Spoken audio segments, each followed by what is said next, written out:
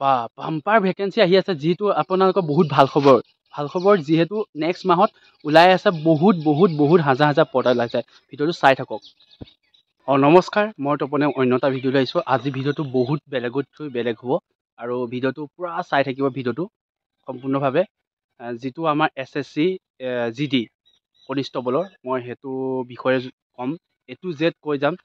Qualification কিমান লাগে, তাৰপিছত আপোনাৰ হাইট কিমান লাগে, চেজ কিমান লাগে, আৰু কেতিয়াৰ পৰা এপ্লাই হ'ব, নতুন ভেকেঞ্চি যিটো আহিবলগীয়া ৰিক্ৰুটমেণ্টটো যিটো হ'ব, আৰু কিমান পদ আহিব আৰু ক'ত কেনেকৈ পদ থাকে সকলো মই জনাই যাম। ভিডিঅ'টো পূৰা ল'ৰা ছোৱালী সকলোৱে চাই থাকিবা। যিখিনি সৈনিক হ'বলৈ সপোন আছে, যাৰ মানে সৈনিক হোৱা সপোন, বহুত বেলেগ হ'ব গৈ আছে ভিডিঅ'টো। যিটো ভিডিঅ' আপোনালোকৰ মানে ছাকচেছফুল হ'ব পাৰে এইটো ভিডিঅ' চালে। আৰু আপোনালোকে যিমান পাৰে ভিডিঅ'টো শ্বেয়াৰ কৰি দিব।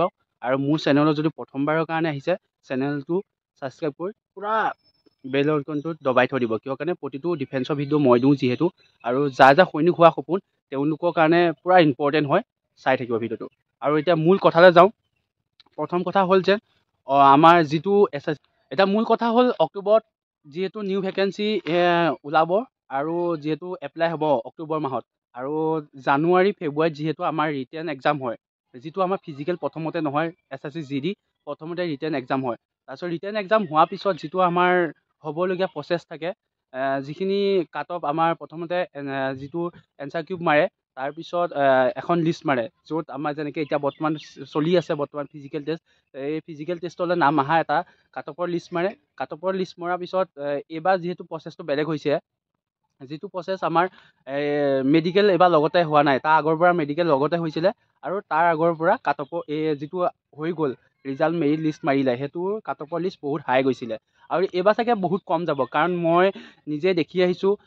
যিটো ডিমাপুৰ কেম্পত আছে চুকুবি, তাতে মই গৈছিলোঁ, আৰু তাতে গৈ মই নিজে দেখি আহিছোঁ বহুত কেণ্ডিডেট হাইট আৰু চেষ্টত, আৰু বহুত ল'ৰা ছোৱালী ফেইল কৰিছে। যিহেতু তাত টেগটোৰ বেলেগ ধৰণৰ হয়, যিটো আমাৰ 9 মাইলত যিটো টেগ আছে তাতোতকৈ বেলেগ ধৰণৰ। আৰু সেইটো টেগটোৰ 500 মিটাৰ টেগ হয়, আৰু 10 পাক দিছিলে।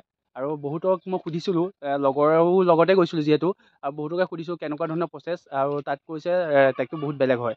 আৰু যিটো পুলিচৰ ৰিটেন দিয়াৰ পিছতে বহুত কেণ্ডিডেটে পুলিচত পোৱা ল'ৰা ছোৱালীয়ে বহুতৰ ৰিটেনত দিয়া ল'ৰা ছোৱালীয়ে এইবাৰ আমাৰ যিটোৰ SSC GD আহিছিলে, তেওঁলোকে ৰানিং কৰা নাছিলে। সেইটো কাৰণে কৈছোঁ, নিউ ভেকেঞ্চি আহিব যিহেতু, তোমালোকে এতিয়াৰ পৰা ফিজিকেলটো অকল কষ্ট কৰিলে নহ'ব।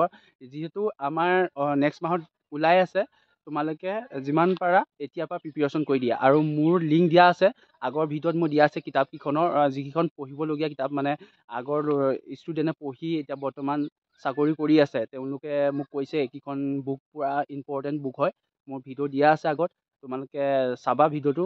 যিকেইখন কিতাপ আছে SSC GD কাৰণে কনিষ্টবলৰ।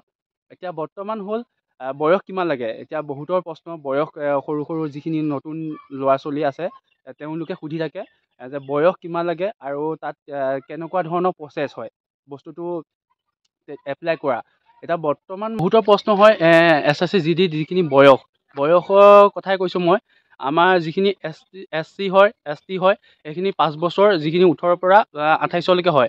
আৰু 18ৰ পৰা মানে 23লৈকে 5 বছৰ ৰিলেশ্যন থাকে, মানে আপোনালোকৰ 28লৈকে দিব পাৰে SC আৰু ST। আৰু যিখিনি OBC হয়, তেওঁলোকে 18ৰ পৰা 25লৈকে পাৰে, 5 বছৰ ৰিলেশ্যন থাকে যিহেতু। আৰু জেনেৰেলৰ কথা কৈছোঁ, জেনেৰেলক 18ৰ পৰা 23লৈকে দিব পাৰে। এইটো হ'ল বয়সৰ সীমা। আৰু যিহেতু প্ৰথমতে আমাৰ কোনো ধৰণৰ ফিজিকেল টেষ্ট নহয়, প্ৰথমতে এক্সাম হ'ব, তাৰপিছত ফিজিকেল, আৰু তাৰপিছত মেডিকেল হয়, তাৰপিছত ফাইনেল মেৰিট লিষ্ট মাৰে। আৰু ভিডিঅ'টো যিমান পাৰে শ্বেয়াৰ কৰিব। আজিলৈ ইমানেই আছিলে। মই তপন, জয় আই অসম, মই তপন, নমস্কাৰ।